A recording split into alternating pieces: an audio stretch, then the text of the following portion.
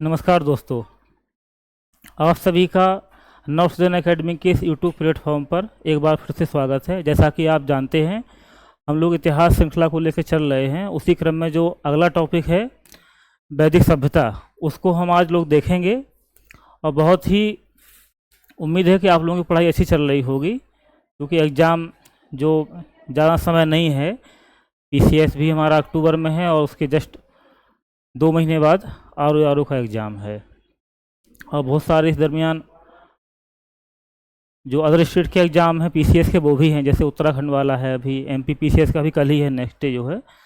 तो हम लोग को पूरे होश और जुनून के साथ अपनी तैयारी को आगे रखना है, क्योंकि किसी ने कहा है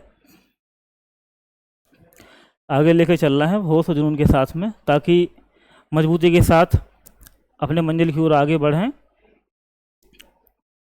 और संरक्षण को लेके यहाँ से राष्ट्र निर्माण में अपना योगदान दें। चलिए, तो हम लोग देखते हैं आज का टॉपिक। जो हमारा टॉपिक है आज का, वो है वैदिक सिविलाइजेशन।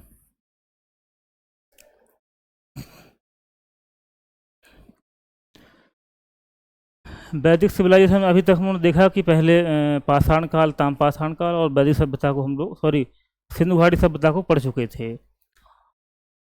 कैसे कैसे सिंधु घाटी सभ्यता का अवसान हुआ पतन के बाद। क्योंकि ऐसा आक्षेप है कि जो सिंधु घाटी सभ्यता का पतन होने में जो आर्य लोग हैं, उनका एक महत्वपूर्ण रोल इतिहासकारों ने माना है। तो जो आर्य लोग, इन पे ये कहा जाता है कि आर्यों ने सिंधु घाटी सभ्यता का पतन किया है। आज वही उन्हीं आर्यों के बारे में हम लोग पढ़ने जा रहे हैं। तो सबसे प्रथम जो बात है इसमें कि वैदिक युग इसे क्यों कहा गया, आखिर क्या वजह थी इसे वैदिक युग कहने की। तो इस क्रम में हम देखते हैं कि जो इसके इतिहास को जानने का एकमात्र आधार है, वो वैदिक साहित्य है। वैदिक सभ्यता के जानने का जो साहित्य है, वो वैदिक संहिताएं हैं। वैदिक संहिताएं, या यूँ कह लीजिए कि वैदिक संहिता ही है जो है असल में इस काल में ना। जो ऋग्वेद एकमात्र स्रोत है जिसके बारे में वैदिक सभ्यता का पता लगाया जानकारी हमको प्राप्त होती है।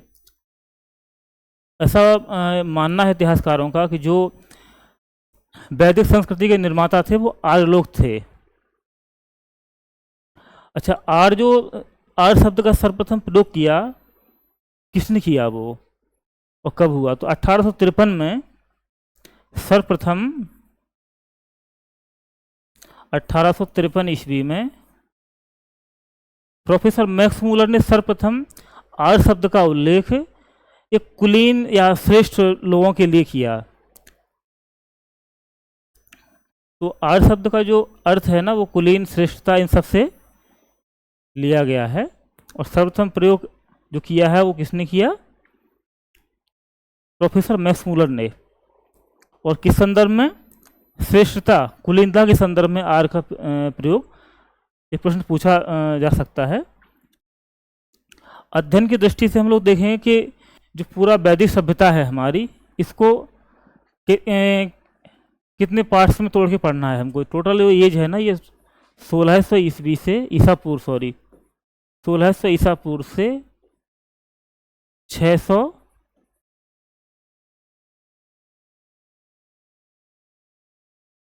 ईसा पूर्व के बीच के काल को हम लोग वैदिक सभ्यता के नाम से जानते हैं। और इसको अध्ययन की दृष्टि से 2 भागों में डिवाइड किया गया है। जो पहला पार्ट है वो हमारा है ऋग्वैदिक काल, जो कि 1600 से 1000 ईसा पूर्व के बीच में लेते हैं। और उत्तर वैदिक काल 1000 से 600 ईसा पूर्व के बीच में निर्धारित किया गया है। ऋग्वैदिक काल का जो इतिहास जानने का एकमात्र आधार है वो ऋग्वेद है। या यूँ कहें कि ऋग्वेद की जो संहिता है उसकी रचना जो हुई है वो ऋग्वैदिक काल में हुई है, इसलिए इसको ऋग्वैदिक काल कहते हैं। उत्तर वैदिक काल का, इसमें बहुत सारी चीज़ें हम लोग को देखने को मिलेंगी। जो ऋग्वेद के अलावा 3 वेद हैं वो आपको देखने को मिलेंगे। ब्राह्मण ग्रंथ हैं, उपनिषद वगैरह, आरण्यक हैं, इन सब से और इस समय काफ़ी सारी रचनाएं लिखी गई हैं, और भी जो उस समय के विद्वान लोग हुआ करते थे। तो जब उत्तर वैदिक काल का अध्ययन करेंगे तो इन सबको हम लोग देखेंगे।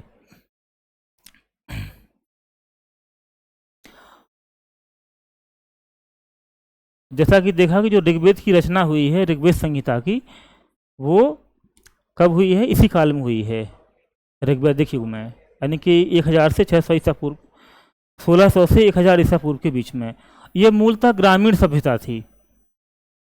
जैसे पढ़ा था हम लोगों ने कि जो सिंधु घाटी सभ्यता थी वो कैसी थी? नगरीय विकसित सभ्यता थी। इसमें नगर बहुत विकसित अवस्था में स्थान में थे, लेकिन जैसे जैसे उसका पतन हुआ और धीरे धीरे वो ग्रामीण सभ्यता में कन्वर्ट हो गई। तो उसी के ऊपर ही विकसित हुई सभ्यता है, सिंधु घाटी के ऊपर ही, जो कि मूलतः ग्रामीण सभ्यता है। पशुचारण इसका मुख्य पेशा था। चूँकि अभी देखेंगे हम लोग, गाय सबसे महत्वपूर्ण भूमिका है इस समय। गाय के लिए ही सर्वाधिक युद्ध लड़े गए। गाय की चोरी को रोकने के लिए बहुत सारे प्रयास किए गए इनके द्वारा। और जिसके पास अधिक गायें हों, ऐसा मानते थे कि वो सबसे धनी व्यक्ति वही है, उसे सर्वाधिक धनी माना गया है जिसके पास अधिक गाय हो। तो पशुचारण मुख्य पेशा था। और जो कृषि था इस समय,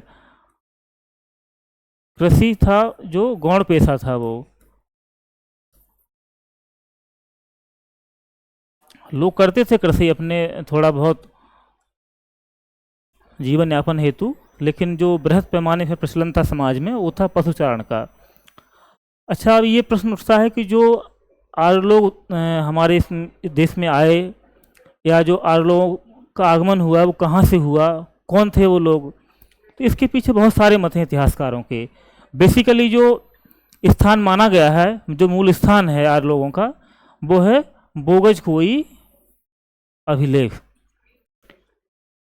जो कि 1400 ईसा पूर्व के आसपास का, लगभग 1400 ईसा पूर्व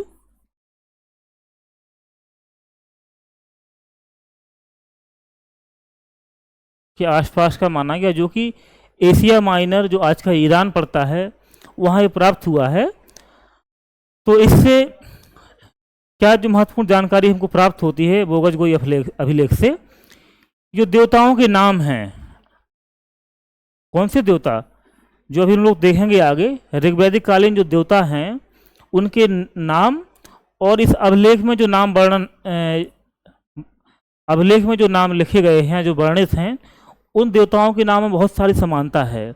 जैसे अग्नि, इंद्र, वरुण, नाशत्य इत्यादि जो नाम हैं वो कहाँ से प्राप्त हुए हैं? हम लोगों को बोगज गोई के अभिलेख से मिले हुए हैं, जो कि ऋग्वेद में भी आपको मिलेंगे। तो ऐसा माना जाता है कि ये जो मूल स्थान रहा होगा आर्य लोगों का, वो शायद मध्य एशिया होगा। वहीं से लोग, या वहीं से ये लोग आना हुआ यहाँ पे दर्रों के रास्ते, क्योंकि इनके पास बहुत अच्छे घोड़े थे। हमने देखा था कि जो प्राचीन इससे पहले जो सिंधु घाटी सभ्यता थी, तो उसमें घोड़ों का अभाव पाया गया है, और बहुत सारे जानवर मिले हैं। एक सुरकोटदा नामक स्थान था जहाँ से घोड़े की अस्थियाँ प्राप्त हुई थीं। तो उससे निर्धारित हुआ था कि जो सिंधु घाटी के लोग थे वो घोड़ों से परिचित रहे होंगे, लेकिन व्यापक पैमाने पर प्रचलन नहीं था। और जो इसमें सबसे महत्वपूर्ण अंतर है वैदिक युग में, कि इसमें घोड़ों का ही सर्वाधिक महत्व देखने को मिलेगा आपको, क्योंकि उन्हीं घोड़ों की तेज रफ्तार से इन्होंने हिंदू कुश जैसे और हिमालय का जो पर्वतीय क्षेत्र था उसको पार करते हुए, और पश्चिमी उत्तर भारत में अपना जो उत्तर भारत कह लीजिए कि सतलज से आपका यमुना का क्षेत्र हो गया, यमुना से गंगा का दोआब का ऊपरी क्षेत्र हो गया, इसमें अपना विस्तार किया और एक नई सभ्यता का उदय होता है। तो ऐसा माना गया है कि ये जो देवताओं के नाम में समानता है, बोगज कोई अभिलेख और जो ऋग्वेद में पाए गए हैं उन नामों में बहुत सारी समानता पाई गई है। तो शायद ये लोग ईरान या मध्य एशिया से आए होंगे। और भी कुछ हम लोगों को अभिलेख प्राप्त हुए हैं, जिसमें से एक तो सीरिया का मितन्नी अभिलेख है, और इराक जो आज का है, इराक में एक कसाइट अभिलेख मिला है। इसमें बहुत सारे सामाजिक वर्गों, जो सामाजिक वर्गों के नाम हमारे ऋग्वेद में प्राप्त होते हैं वही, और आर्य नामों की जो उल्लेख इसमें इन दोनों अभिलेखों में हुआ है, वही नामों का जो जिक्र हमारे ऋग्वेद में ही मिलता है। तो ऐसा इनके आधार पे हम लोग कह सकते हैं एक निष्कर्षतः मोटे तौर पर कि ये लगभग मध्य एशिया के रहने वाले थे और अपने घोड़ों के माध्यम से यहाँ पे इन्होंने चढ़ाई की। अच्छा, एक ये ऋग्वेद और एक अवेस्ता, असल में ये एक ईरानी ग्रंथ है, ये ईरान का प्राचीनतम ग्रंथ, ईरान का प्राचीनतम ग्रंथ। इसमें बहुत सारी समानताएं हैं, देवताओं के नाम हो, सामाजिक वर्गों के नाम हो, इसमें बहुत सारा जो डाटा है इन दोनों ग्रंथों में वो मिलता जुलता है। तो ये भी एक इतिहासकारों का वो रहा है मानना कि शायद जो आर्यों का आगमन या आर्य का जो मूल स्थान था वो ईरान था। अच्छा, इसके बारे में बहुत सारे जो इतिहासकारों ने अपने अपने मत दिए हैं जो अलग अलग हैं। जैसे जो मध्य एशिया, जैसा कि हम लोग अभी जब चर्चा किए हैं, वो प्रोफेसर मैक्स मूलर ने माना है। और हम आपको बताएंगे सर्वाधिक जो मान्य मत है वो मैक्स मूलर साहब का ही है। इन्हीं के मत को इतिहास में माना सबसे ज़्यादा महत्व दिया गया है। बाकी जो बाल गंगाधर तिलक साहब ने कहाँ का माना इनका मूल स्थान? उत्तरी ध्रुव का, नॉर्थ पोल। और सप्त सैंधव प्रदेश यानी जो सिंधु की 7 नदियां हैं उसका जो क्षेत्र है कि आर्यों का मूल स्थान सप्त सैंधव प्रदेश किसने माना है? डॉक्टर अविनाश चंद्र दास ने। दयानंद सरस्वती जो इन्होंने माना है तिब्बत। बहुत ही फेमस नाम रहा है इतिहास में दयानंद सरस्वती जी का। आर्य समाज की स्थापना 1875 में इन्होंने की है। तो इन्होंने जो माना है वो माना तिब्बत को आर्यों का मूल स्थान। और आगे नेक्स्ट देखेंगे हम लोग, जैसे नेहरिंग एंड प्रोफेसर गार्डन चाइल्ड, इन्होंने भी आर्यों का जो मूल स्थान है वो दक्षिणी रूस माना है। जो रूस का दक्षिणी हिस्सा है निचला वाला, कि वहाँ से आर्यों का आगमन यहाँ पे होता है और एक वैदिक सभ्यता की स्थापना लोग करते हैं। गंगानाथ झा, इन्होंने ब्रह्मर्षि देश माना है। ब्रह्मर्षि देश का मतलब कि आपका जो सतलज से यमुना का जो दुआब बीच का क्षेत्र है उसको ब्रह्मर्षि देश इन्होंने गंगानाथ झा ने माना है। गाइल्ड महोदय, सतलज से गंगा यमुना का सारा पूरा क्षेत्र है, वो किसने माना? गंगानाथ झा ने। गाइल्ड महोदय ने हंगरी तथा डेन्यूब नदी का क्षेत्र जो है वो आर्यों के मूल स्थान बताया कि आर्य का जो मूल स्थान था वो हंगरी का क्षेत्र था। और प्रोफेसर पेंका, इन्होंने माना है जर्मनी का जो मैदानी भाग है उसको आर्यों के मूल स्थान के बारे में बताया है। तो इतिहासकारों के बहुत सारे मत हैं, लेकिन मैंने बताया कि जो सर्वाधिक प्रचलित और मान्य मत है वो किसका है? प्रोफेसर मैक्स मूलर का है, जो कि मध्य एशिया का उन्होंने माना है कि वो मध्य एशिया से जो आर्यों का जो मूल स्थान था वो मध्य एशिया था। अब हम लोग चलते हैं कि भौगोलिक विस्तार इनका कहाँ कहाँ तक था, मतलब किस क्षेत्र में सबसे पहले आके बसे ये। तो ये पड़ता है आपका सप्त सैंधव प्रदेश। कौन सा क्षेत्र है? सप्त सैंधव प्रदेश। सप्त सैंधव से तात्पर्य 7 नदियों का क्षेत्र। 7 नदियां कौन कौन सी हैं? वो 7 नदी,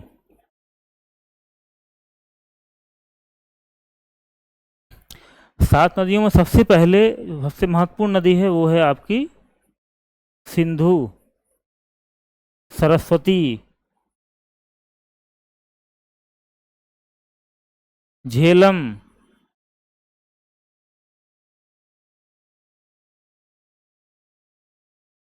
चिनाव, रावी, सतलज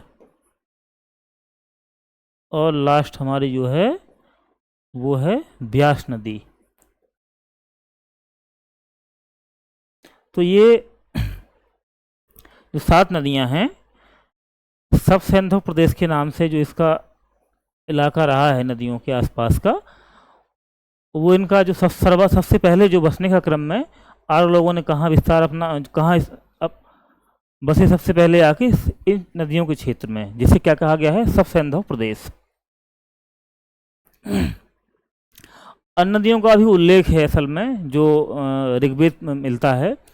इसमें गोमती, इसको गोमल नाम है, जो प्राचीन नाम है इसका गोमल।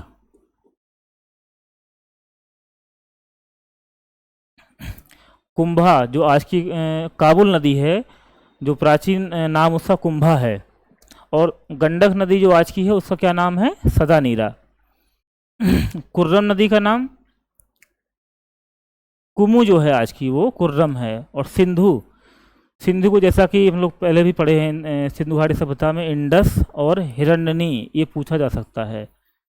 इन दोनों नामों को हमको याद करना है। इंडस तो मान लो याद रह जाता है, लेकिन ये नहीं याद रहेगा। हिरण्यनी भी इनका, सिंधु का दूसरा नाम कौन सा है? हिरण्यनी नदी। जैसे बताया था कि विस्तार के क्रम में जो सतलज से यमुना का क्षेत्र है, सतलज से यमुना के बीच का दोआब है, उसको क्या कहा गया है? ब्रह्मावर्त क्षेत्र।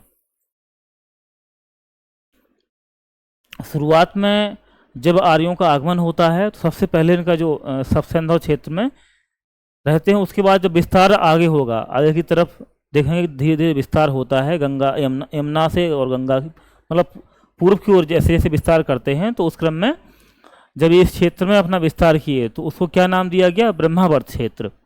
और गंगा यमुना का जो ऊपरी हिस्सा था, ऊपरी दोआब, इसमें अपना विस्तार किया आगे चल के, तो इसको कहा गया ब्रह्मर्षि देश।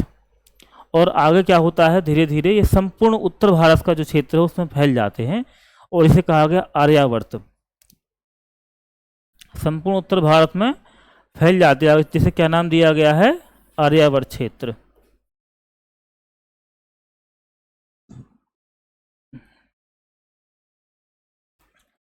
अच्छा, ये ऋग्वेद में हिमालय का भी जिक्र होता है, और सबसे महत्वपूर्ण है इसकी एक चोटी। हिमालय की बहुत सारी चोटियां हैं, लेकिन एक जो सबसे महत्वपूर्ण चोटी जिसका जिक्र है हमारे ऋग्वेद में, वो है मुजबंत। मुजबंत नाम की चोटी का उल्लेख इसमें किया गया है। हम लोग देखेंगे आगे सामाजिक जीवन के बारे में, कि जो ऋग्वैदिक समाज था, आर्य लोग थे, उनका सामाजिक जीवन किस प्रकार चलता था, क्या परंपराएं थीं, क्या मान्यताएं थीं, समाज में महिलाओं की स्थिति, और राजा जो हुआ करता था उस समय वो कौन था, कैसे अपना प्रशासनिक व्यवस्था चलाते थे ये लोग, इन सभी चीज़ों को हम लोग देखेंगे क्रम से। सबसे पहले है कि ये पितृसत्तात्मक समाज था। पितृसत्ता से तात्पर्य है कि परिवार में पिता का बोलबाला, पुरुष प्रधान समाज रहा है, जिसमें किसकी सत्ता हो? पिता का ही बात मानी जाए समाज, परिवार में जो है, तो उसे हम लोग कहेंगे कि पितृसत्तात्मक समाज रहा है। ये कौन सा? वैदिक युगीन, खासकर आर्यों का जो है ये। सबसे छोटी इकाई कौन थी इसमें? सबसे छोटी इकाई हुआ करती थी परिवार। परिवार को असल में कुल भी कहा गया, जिसका प्रधान जनरली पिता ही होता था, जिसे कुलप भी कहते थे। क्या था? परिवार के प्रधान को कुलप।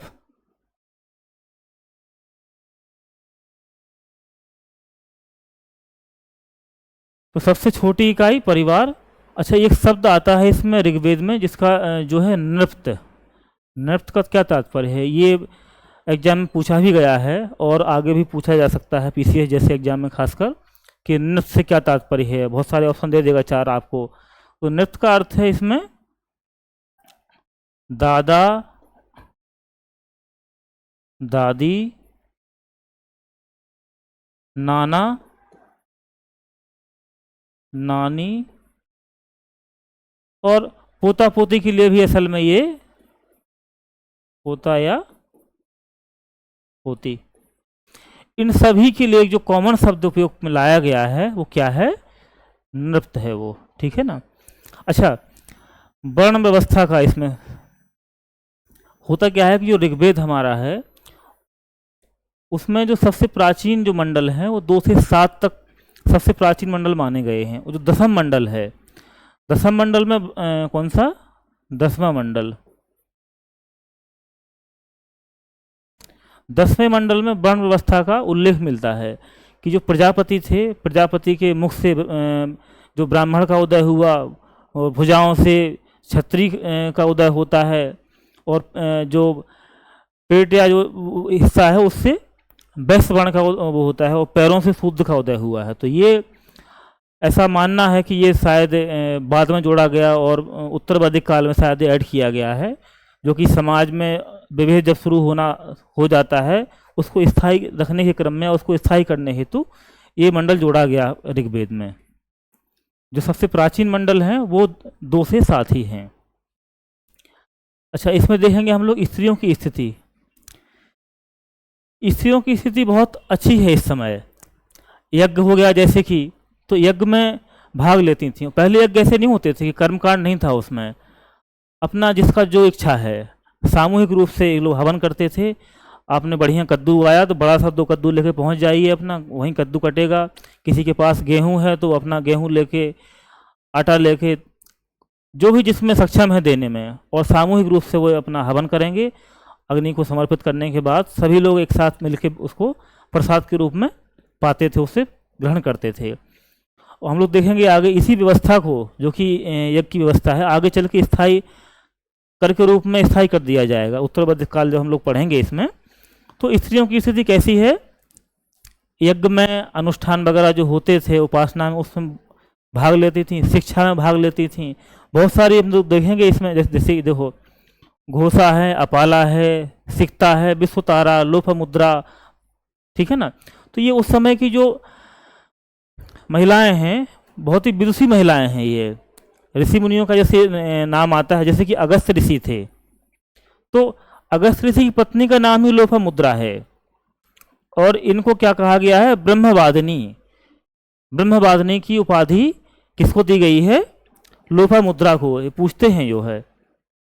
तो स्त्रियों की स्थिति बहुत अच्छी है इसमें। पर्दा प्रथा नहीं है, बाल विवाह नहीं है, दहेज जैसी कोई प्रथा नहीं है इसमें। और सबसे अच्छी बात है कि विधवा विवाह का भी प्रचलन है इस समय। देखिए कितना मानसिक रूप से, वैचारिक रूप से कितने सशक्त रहा होगा ये समाज जो है। तो बाल विवाह, पर्दा प्रथा, सती, इस तरह की कोई कुरीतियां समाज में नहीं है।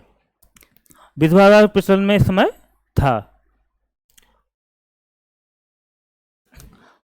अच्छा, कुछ शब्द हैं जो पूछे जाते हैं विभिन्न एग्जामों में कि इनका अर्थ क्या है असल में। तो सबसे पहले हम देखेंगे बहतु। बहतु क्या है ये। बहतु का अर्थ है कि जो विवाह के समय कन्या जब विदा करते थे अपने ससुराल के लिए, तो उसको कुछ पिता पक्ष की तरफ से कुछ उपहार दिए जाते थे विवाह में। तो उसी शब्द के लिए एक शब्द गढ़ा गया है बहतु। मतलब वधू के लिए जो विवाह में पिता पक्ष की ओर से जो उपहार या जो कुछ धन देते थे, या कहें स्त्री धन जो होता था, उसके उसी के लिए जो है बहतु शब्द का प्रयोग हुआ है। और नेक्स्ट वर्ड है इसमें अमाजू। अमाजू का अविवाहित महिला के लिए, जो आजीवन अविवाहित रहती थी महिला, उसके लिए अमाजू शब्द का प्रयोग हुआ है ऋग्वेद में। और इस समय का जो समाज था वो शाकाहारी मांसाहारी दोनों तरह का भोजन करता था। और वस्त्रों को जो पहनने का क्रम था, जो अधोवस्त्र था, अधोवस्त्र था ऊपर के हिस्से का, कमर से जो ऊपर का हिस्सा है, इसमें जो वस्त्र धारण करते थे उसको अधोवस्त्र कहा गया है। अधिवस्त्र होता था कमर से नीचे पहनने वाली जो पोशाक थी, वो अधिवस्त्र थी जो है। तो ये बहुत सारे कुछ शब्द हैं टेक्निकल। असल में आरओ जैसे एग्जाम में तो बहुत कई बार पूछे जाते हैं ये। और भिषज है, भिषज। भिषज जो हुआ है वो वैद्य के लिए उपयोग हुआ है। वैद्य का मतलब जो इलाज करते हैं, आज के जैसे डॉक्टर हैं, तो प्राचीन समय वैद्य हुआ करते थे, जो आयुर्वेद की बहुत सारी जो जड़ी बूटियां होती हैं उनकी समझ और कैसे ठीक करना है लोगों को। और यहाँ तक कि वैद्य का काम ये नहीं था कि केवल ठीक किया जाए, यानी बीमारी आई तो क्यों आई, इस पर भी रिसर्च करते थे ये लोग, कि अगर बीमारी समाज में फैल जाती है तो वो वैद्य असफल माना जाता था। इतना उत्कृष्टतम उस समय का वो था, जो मेडिकल साइंस कहें। और एक शब्द अश्विन देवता जो हैं, उनके लिए भी जो भिषज का प्रयोग किया गया है। अच्छा, जो समाज में विवाह था, जो ऐसे आज हम लोग देखते हैं कि लोग जातियों में विवाह को प्राथमिकता देते हैं, कितने ही पढ़ लिख गए, लेकिन जब शादी करने की बात आएगी तो अपने समाज को ही देखेंगे। लेकिन इस समय जो वैदिक काल है उसमें अनुलोम और प्रतिलोम विवाह चल रहे हैं दोनों। अनुलोम का मतलब है कि उच्च वर्ण का पुरुष है और निम्न वर्ण की महिला होती थी इसमें, जिसे बोलते थे अनुलोम विवाह है। और प्रतिलोम विवाह वो होता था जिसमें निम्न वर्ण का पुरुष होता था, उच्च वर्ण की महिला होती थी। तो ये दोनों व्यवहार प्रचलन में थे उस समय। एक पति प्रथा, ये सामान्यतः जो निम्न वर्ण के लोग थे उसमें एक एक पत्नी प्रथा ही थी, और जो उच्च वर्ण के लोगों में देखा गया है कि बहुपत्नी मतलब विवाह एक से अधिक भी ये लोग करते थे। कि उसके बहुत सारे रीजन हैं, लेकिन जब हम लोग पढ़ेंगे क्या नाम उपनिषद वगैरह, इसमें उपनिषद तो दर्शन पे है असल में, ब्राह्मण आरण्यक उपनिषद, तो उसमें बताया गया है कि कब कब आप शादी कर सकते हैं दूसरी। जैसे कि पत्नी आपकी बीमार है, अगर बच्चे नहीं होते हैं संतान प्राप्ति हेतु, तो उसमें कुछ शर्तें बताई गई हैं शादी एक से अधिक करने के। नेक्स्ट क्रम में इसी हम देखेंगे आगे कि एक नियोग प्रथा चलती थी इसमें। नियोग का तात्पर्य था कि वंश वृद्धि को जारी रखने के लिए, कि कहीं वंश समाप्त ना हो जाए, और अगर उस किसी महिला को बच्चा नहीं होता है तो अपने देवर से प्राप्त जो है बड़े भाई की पत्नी से उत्पन्न संतान, तो देवर से सहवास की जो प्रथा इसमें इस समय प्रचलन में थी, ताकि वंश ना रुके, आगे वंश चलता रहे, परिवार कुल का जो है नाम चलता रहे, इस हेतु एक नियोग प्रथा का प्रचलन इसमें आपको देखने को मिलेगा। अब हम लोग चलते हैं यहाँ राजनीतिक स्थिति में। इस समय जैसे हम लोग देखते हैं आज के समय में कि ग्राम है, ग्राम से आगे चल के देखते हैं तहसील ब्लॉक, तो उस समय क्या था, जो सबसे पहले छोटी इकाई थी वो परिवार था। परिवार को ही कुल बोलते हैं असल में, कुल या परिवार एक ही, अलग नहीं है ये दोनों। जिसका प्रधान कौन होता था, जनरली वो पुरुष होता था, और पिता का स्थान जो होता था वही प्रधान हुआ करते थे, जिन्हें क्या बोलते थे, गृहपति। गृहपति का अर्थात जो घर का मालिक है, घर का स्वामी है। ऐसे बहुत सारे कुलों को मिला के ग्राम का निर्माण होता था, जिसे बोलते थे ग्रामणी।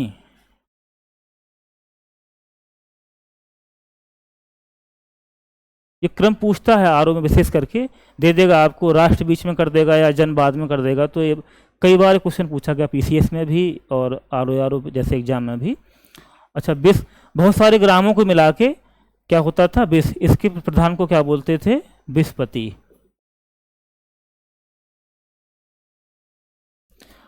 और जो बिसों का समूहन से जो बनता था, जो इकाई बनती थी राजनीतिक, उसको क्या बोलते थे, जन। इसका जो प्रधान था जनपति। और बहुत सारे जनों के समूहन से जो निर्मित होता था उसे राष्ट्र, और ये होता था इसका प्रधान राजा। तो ये उस समय राजनीतिक संरचना थी कि कैसे कैसे बढ़ते हुए क्रम में निर्माण होता था इन इकाइयों का। अच्छा, इसमें हम लोग देखेंगे कि एक युद्ध हुआ है, बहुत ही महत्वपूर्ण युद्ध है, और ये कहाँ पे हुआ है, परुष्णी नदी। असल में जब आर्य लोगों का आगमन होता है भारत में, तो इन्हें जो यहाँ के स्थानीय लोग थे उनसे युद्ध करना पड़ता है। उनको हराने के बाद जो आपस में ही संघर्ष होता है इनमें, तो 5 स्थानीय और 5 इनके अपने जो थे जो लोग, तो युद्ध होता है उसमें। कहाँ होता है युद्ध, परुष्णी नदी। परुष्णी का अर्थात जो आज की रावी नदी है उसके तट पे युद्ध होता है। इसे दसराग का युद्ध बोलते हैं। ये क्वेश्चन बहुत बार पूछा गया है। और इसमें जो आर्य नेता थे सुदास, इनकी विजय होती है। और कहा गया है कि जो जीतता है ना इतिहास, उसी का लिखा जाता है। यूपीएससी से भी एक निबंध पूछा गया है कि भूगोल यथावत रहता है, इतिहास बदलते रहते हैं। क्योंकि जो जीतने वाला होता है वो इतिहास अपने हिसाब से लिखवाता है हमेशा। तो यहाँ से आर्य वैदिक सभ्यता जो हुई है ना, इससे महत्वपूर्ण एक परिवर्तन देखने को मिलेगा आपको, जब सुदास जीतते हैं और यहीं से आर्य सभ्यता की नींव पड़ जाती है। अच्छा, हम लोग देख रहे थे राजनीतिक सिस्टम यहाँ का, तो देखा जैसे कैसे निर्माण हो रहा था बढ़ते हुए, सबसे पहले परिवार, फिर ग्राम। उसी क्रम में हम लोग देखेंगे कुछ समितियाँ थी यहाँ पे, सभा, समिति और विदथ। ये जो तीनों है ना, ये बहुत महत्वपूर्ण समितियाँ थीं उस समय। क्योंकि जो राजा हुआ करता था ना, वो चुन के भेजा जाता था। बहुत सारे लोग चुन के उसको बैठाते थे कि आप शासन करिए, आप सबको संभाल सकते हैं, सबका ध्यान रखेंगे, नैतिक हैं आप, इस रूप में। जो सभा हुआ जो सबसे विदथ है ना, ये सबसे प्राचीन संस्था है। ये क्या है, ये सबसे प्राचीन संस्था थी। ऋग्वैदिक काल की, कहें कि वैदिक समाज। वैदिक काल की सर्वाधिक प्राचीन संस्था कौन थी? विदत थी। सभा, सभा होती थी ये श्रेष्ठ लोग, श्रेष्ठ कह लीजिए, विद्वान कह लीजिए, कुलीन कह लीजिए, ठीक है ना। तो इनकी जो उपस्थिति किसमें होती थी? वो सभा में होती थी। इनसे मिलकर सभा का निर्माण होता था। और समिति थी, आम लोगों की सभा थी ये, आम लोगों की। जैसे कि आज का वो होता है ना ग्राम सभा जैसे होती है, कि उस ग्राम पंचायत की जो वोटर लिस्ट है उसमें जितने भी नाम होते हैं उसको हम लोग ग्राम सभा कहते हैं। तो उसी तरह से एक प्रकार से उस समय का ये ग्राम सभा हम लोग कह सकते हैं। आज की अगर संदर्भ में समझना आसान बनाना हो तो ग्राम सभा तत्कालीन, उससे जोड़ सकते हैं इसको हम लोग। अच्छा, एक सबसे अच्छी बात देखने को मिलेगी कि ये जितने भी ये सभा समिति विधत है, इसमें महिलाओं की एंट्री मतलब जारी है, कोई रोक नहीं है उनके ऊपर। और ये सब राजा पर नियंत्रण रखने वाली संस्थाएं हैं, ये छोटी संस्थाएं नहीं हैं। जैसे आज संसद है हमारी, प्रधानमंत्री और कार्यपालिका पूरा नियंत्रण रखती है, उसी तरह से राजा को कब बैठाना है, कब हटाना है, क्या निर्णय होंगे, उनको सलाह देना, परामर्श देना, ये सब इन तीनों समितियों का काम रहता था, सभा, समिति और विधत। इसमें किसी के लिए कोई रोक नहीं थी। इसमें क्या थे? श्रेष्ठ का अर्थात थे इसमें जो उम्र में हो। कुलीन यहाँ लिखना उचित नहीं होगा, क्योंकि कुलीन ये आएगा ऋग्वैदिक काल में। विद्वान, श्रेष्ठ और जो उम्र में उम्र दराज लोग थे, जो मतलब अनुभवी जिसे कहें, जिनका नॉलेज, अनुभव, इस तरह से ये तीन सभाएं आपको देखने को मिलेंगी इसमें। अच्छा, हमने देखा कि जो बलि प्रथा है, इसमें बलि का मतलब था कि जो कोई भी सामूहिक कार्य करना है, या कुछ गांव है, छोटा सा कबीलाई समाज है, उसे उन्होंने कहा कि चलो आज हम लोग कुछ उत्सव मनाते हैं, तो उत्सव में देना पड़ेगा भाई, उसमें कुछ व्यवस्था करनी पड़ेगी आपको। तो जिसकी जितनी स्वेच्छा है अपना लेके जाते थे, उसमें लगाते थे। कोई चाहे वो धार्मिक कार्य वगैरह हो, जैसे यज्ञ। इस समय सबसे अच्छी बात यह है कि जो यज्ञ हुआ करते थे उसमें कर्मकांड वगैरह नहीं था, कोई कर्मकांड का अभाव देखने को मिलेगा आपको। टोटल जो मंत्रोच्चार वगैरह होते हैं इस समय से ऐसा कुछ नहीं था, बहुत सिंपल तरीके से और बहुत स्वेच्छा से हम लोग सब लोग मिलकर किया करते थे सारी चीज़ें।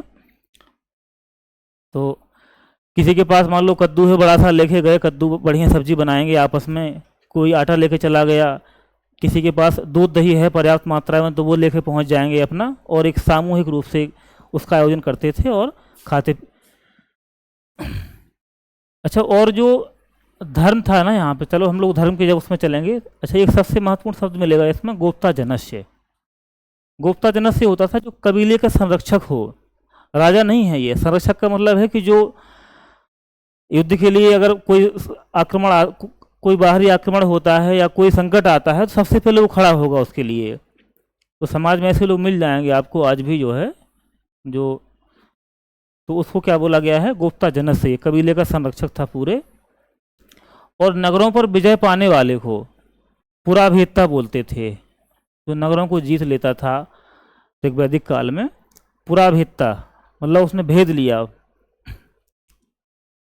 तो ये यहाँ का देखा हम लोगों ने पॉलिटिकल सिस्टम को बखूबी से क्या क्या संरचना थी उस समय। हम लोग चलेंगे कि यहाँ का आर्थिक जीवन क्या था, जो वैदिक आर्य लोग हुआ करते थे उनमें इकोनॉमिक सिस्टम क्या था, आर्थिक स्थिति क्या थी उनकी, कैसे जीवन यापन करते थे। जो तो सबसे पहले देखेंगे हम लोग कि जो ये है ग्रामीण कबीलाई संस्कृति मेन था, और पशुपालन का, पशुचारण मुख्य पेशा था इनका। और जो कृषि था ना, वो कृषि गौण पेशा था इनका। कृषि करते थे लेकिन अपना जीवन यापन हेतु ज़्यादा कृषि गौण।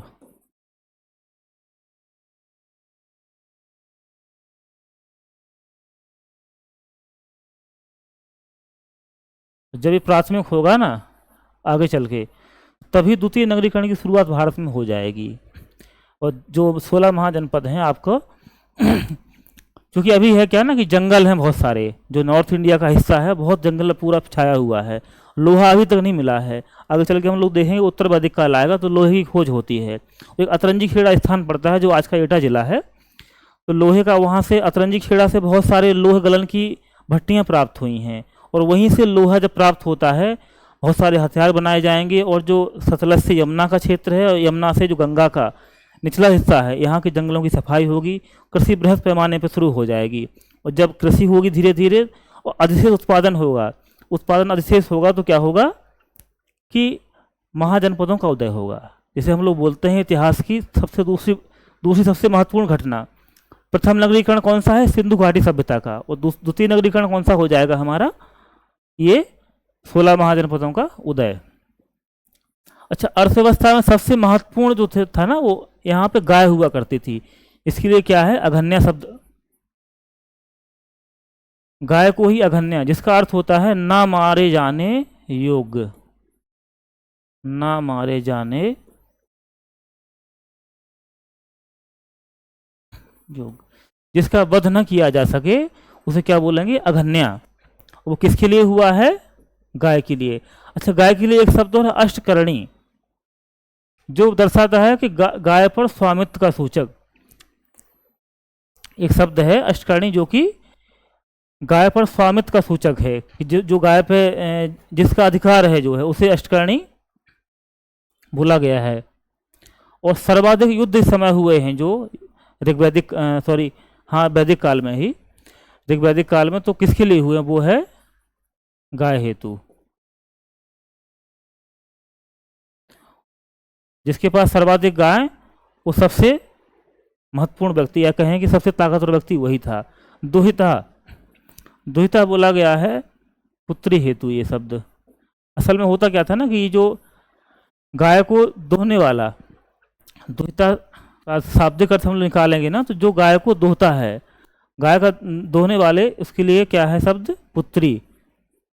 पुत्री ही जो लड़कियां होती थीं वो गाय की सेवा करती थीं, उन दूध निकालने का काम मुख्यतः उन्हीं का था जो है, तो उनके लिए शब्द दुहिता। घोड़ा। अच्छा, इसमें सबसे महत्वपूर्ण जो एक हमने को मिले, गाय के बाद, गाय के बाद सबसे महत्वपूर्ण कौन सा है? तो जानवर घोड़ा है आपका। क्योंकि ऐसा मानना है कि शायद यदि घोड़ा इनके पास ना रहता तो वैदिक सभ्यता का उदय भी ना हो पाता।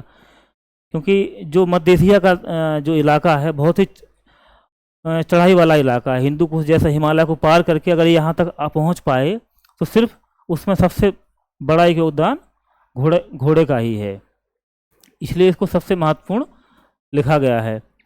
व्यापार, जो इसमें व्यापार था वो वस्तु विनिमय के माध्यम से होता था। आज की तरह नहीं कि पैसा दिया और सामान लेके चले आए, नहीं। गाय को आपको देनी होगी, घोड़ा आपको देना होगा। निस्क, निस्क बेसिकली सोने के लिए उपयोग हुआ है। आगे चल के निस्क शतमान सिक्के के नाम हम लोग को देखने को मिलेंगे, जब उत्तर वैदिक काल आएगा। निस्क शतमान, बहुत और भी 3-4 नाम हैं, हम लोग देखेंगे आगे। तो जो व्यापार का स्थिति है वो क्या है? वस्तु विनिमय के माध्यम से ही है ये। और वस्तु विनिमय में क्या था? आप घोड़ा दीजिए, गाय दीजिए, कुछ चाहिए है अगर आपस में, तो उसको किसी के पास गाय अधिक है, कोई और वस्तु चाहिए उसके बदले में, तो भाई हमारी गाय रख लो आप, ये हमारे पास नहीं है तो हमको वो वस्तु दे दो। अच्छा, जो सूदखोर हुआ करते थे, देखिए उस समय भी जो ब्याज पे पैसे देने वाले लोग होते थे, वैसे इसको अच्छा नहीं माना गया है सूद जो ब्याज खाता है, लेकिन उसके लिए एक शब्द ऋग्वेद में आपका मिलता है, बेकनॉट। बेकनॉट का मतलब है कि सूदखोर, जो आपको, अब चूंकि धन क्या था? गाय ही थी उस समय, तो गाय देते होंगे उधार पे कि भैया ले जाओ गाय जो है, इसकी सेवा करो, लेकिन इसके बदले दो दे जाना, तो ऐसा रहा होगा। तो बेकनॉट किसके लिए है? सूदखोर के लिए है ये। उर्दर, असल में उर्दर ये अन्न मापक यंत्र था, क्योंकि मेन तो पेशा पशुपालन का ही था। अन्न उपजाते थे बहुत कम मात्रा में उनके पास, क्योंकि जीवन यापन होता रहे, और धान्य अनाज के लिए उपयोग हुआ। तो ये कुछ महत्वपूर्ण शब्द थे, ये लगभग हर पेपर में आपको देखने को मिलेंगे। अघन्या गाय, अष्टकर्णी भी गाय पर स्वामित्व को, दुहिता पुत्री के लिए तो गाय दोती थी बेसिकली। घोड़ा सबसे महत्वपूर्ण यहाँ का है, क्योंकि चूँकि केंद्र बिंदु घोड़ा ही है, उसी से सभ्यता का उदय माना जाता है कि उसके सहयोग से ही ये लोग यहाँ तक पहुँच पाए। व्यापार देखा, बेकनॉट। उर्दर क्या है? अन्नमापक एक यंत्र है। हम लोग देखेंगे कि धार्मिक स्थिति क्या थी समाज की। अच्छा, धार्मिक प्रार्थना का जो उद्देश्य था इस समाज में वो क्या था कि पुत्र, गाय और आरोग्य। आरोग्य का मतलब स्वस्थ जीवन। इस तीन हेतु इन्होंने प्रार्थनाएं की, यज्ञ किए, और लेकिन उसमें कर्मकांड नहीं था, जैसे जो बलि देने की प्रथा है। आगे हम लोग देखेंगे जैसे जो उत्तर वैदिक काल आएगा, बहुत सारी प्रथाएं प्रचलन में आ जाएंगी, वहीं से समाज में रूढ़िवादिता आना शुरू होगी। सबसे जो महत्वपूर्ण देवता इस समय हुए हैं वो इंद्र देवता हैं। इंद्र को पुरंदर भी कहा गया है, जो वर्षा के देवता, आंधी तूफान, इन सबका जो रेगुलेट करते हैं इसको। और ऋग्वेद में इनके लिए 250 सूक्त लिखे गए हैं, सर्वाधिक सूक्त हैं, जो कि मतलब श्लोक, सूक्त का मतलब श्लोक। सर्वाधिक श्लोक किसके लिए हैं? इंद्र। और सर्वाधिक महत्वपूर्ण देवता हैं इसके। आगे हम लोग देखेंगे जो सेकंड नंबर पे देवता है अग्नि, अग्नि देवता। अग्नि देवता का काम क्या था? इंद्र का काम तो था कि रक्षा करना और युद्ध करना। युद्ध का नेता भी कहा गया है। आर्यों में जो युद्ध का क्या कहेंगे उसे, जो मार्गदर्शन करते थे युद्ध का, वो इंद्र उसे बोला गया है। जैसे आज के समय में जो सेना होती है, जो सबसे आगे लीड करता है, उसी तरह उस समय जो युद्ध होते थे, मेनली युद्ध किसके लिए होते थे? गायों के लिए ही युद्ध होते थे उस समय, तो उसे इंद्र कहा गया। इसको, इसका एक अर्थ और है, दुर्गों को तोड़ने वाला। इंद्र का अर्थ क्या है? दुर्गों को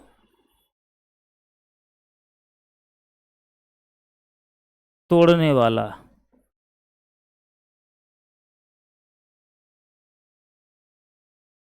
अग्नि क्या है? अग्नि का काम था कि मनुष्य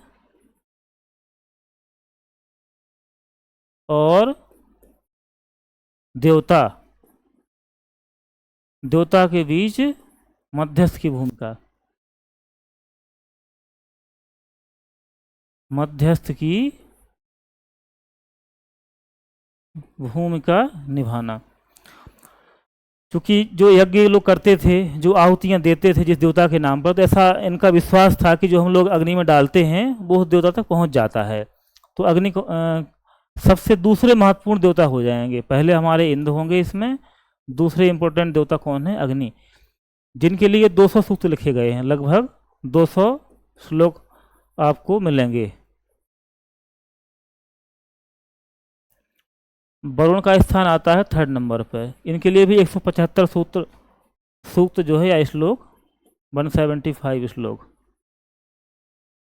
ये जल निधि के देवता हैं, महासागर वगैरह जो होता है ना, उनका जो रेगुलेट करते हैं, उनके नियंत्रक वो कौन है? वरुण हैं। इनके लिए एक शब्द हुआ है, बड़ा ही महत्वपूर्ण है, ऋतस्य गोपा। मतलब ऋतुओं का जो परिवर्तन होता है, ऋतुओं का नियंत्रण जो है, उसका भी इनको इंचार्ज माना गया है। किसको? वरुण देव को। अच्छा, गायत्री मंत्र, क्योंकि आज भी बहुत महत्वपूर्ण है, सबसे ज़्यादा लगभग सभी, बहुत से लोग, क्योंकि ये सूर्य का मंत्र माना गया है बेसिकली, तो स्टूडेंट लाइफ में बहुत से लोग इसका पाठ करते हैं। तो ये कहाँ से मिला हमको? तीसरे मंडल से मिलता है। ये ऋग्वेद का जो तीसरा मंडल है, उसमें इसका उल्लेख गायत्री मंत्र का हुआ है। और रचनाकार जो हैं इसके विश्वामित्र हैं। रचनाकार विश्वामित्र जी ने लिखा है, जो कि सविता देव, सविता का मतलब सूर्य देव को समर्पित है। अच्छा, जो सोम और पेय पदार्थ है, समाज में प्रचलन में था ये लोग, तो इसके लिए एक पूरा मंडल समर्पित है। देखिए उस समय कितना महत्व रहा होगा कि नशे में कौन नहीं है, मुझे बताओ जरा। सोम पेय पदार्थ 9वें मंडल में पूरा मंडल ही समर्पित है। सोम देवता लिखा तो है इसमें, सोमदेव, और पेय पदार्थ के लिए पूषण, इसमें पूषण है जो कि गायों के देवता हैं ये। आगे चल के यही पूषण हम लोग देखेंगे कि जब उत्तर वैदिक काल आएगा तो शूद्रों के देवता हो जाएंगे। इन जितने भी देवता हैं इनका क्रम बदल जाएगा। जो आज इंद्र और अग्नि का स्थान है, वहाँ प्रजापति का स्थान हो जाएगा ऋग्वैदिक काल में। तो एक क्रम पूरा चेंज होगा। जो रुद्र हैं, रुद्रदेव क्या हैं, जो यूनान में अपोलो हैं, यूनान के जो देवता हैं अपोलो, उनसे बहुत साम्यता रखते हैं रुद्र। ऋग्वैदिक काल और जो यूनानी ग्रंथ पाए गए हैं उनमें जो अपोलो के बारे में जानकारी है और जहाँ के रुद्र के बारे में, उसमें बहुत साम्यता है दोनों में। और रुद्र के और भी अन्य नाम हैं, जैसे शिव और कल्याणकर। इनके इन नामों से भी हम लोग इनको जानते हैं। शिव की तो आज ही पूजा होती है, रुद्रदेव कहा भी गया है, उन्हें रुद्र का अवतार हैं शिव। अच्छा, कुछ देवियों को भी नाम मिलते हैं इस समय, जो कि अरण्यनी जैसे जंगल की देवी कहा गया है, और अदिति और उषा ये असल में जो रात्रि और सुबह जो होती है उनकी देवियां हैं। तो कुछ देवियों का भी उल्लेख है, लेकिन देवता सबसे महत्वपूर्ण है, चूँकि उसकी वजह है इस समाज पितृ प्रधान है। और जो हमने देखा था कि सिंधु घाटी सभ्यता थी, उसमें बहुत सारी मूर्तियां महिलाओं की या जो माता देवियों की मिली हुई हैं। तो ऐसा इतिहासकारों का मत है कि वो समाज उस समय का मातृ प्रधान रहा होगा, मातृत्वात्मक रहा होगा। अच्छा, जैसे हम लोग बताया है कि जो 2 से 7वां मंडल है, ये सर्वाधिक प्राचीन है। सर्वाधिक प्राचीन कौन सा मंडल है? सर्वाधिक। प्रथम और दशम ये सबसे बाद में जोड़े गए, ये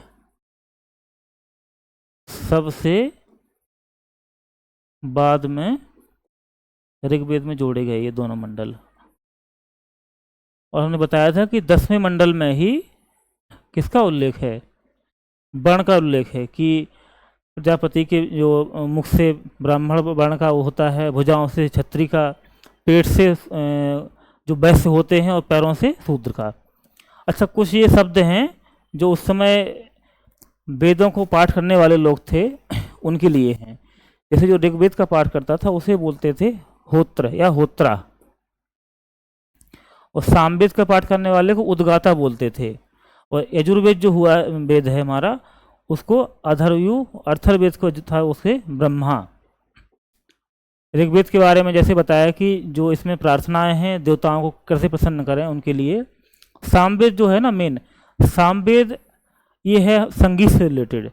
जो ऋग्वेद में ऋचाएँ हैं, इन्हीं को कैसे गा के उसका प्रयोग किया जाए। यज्ञों के जो अनुष्ठानिक कार्यक्रम होते हैं उसमें आज भी हम लोग सामवेद का प्रयोग करते हैं।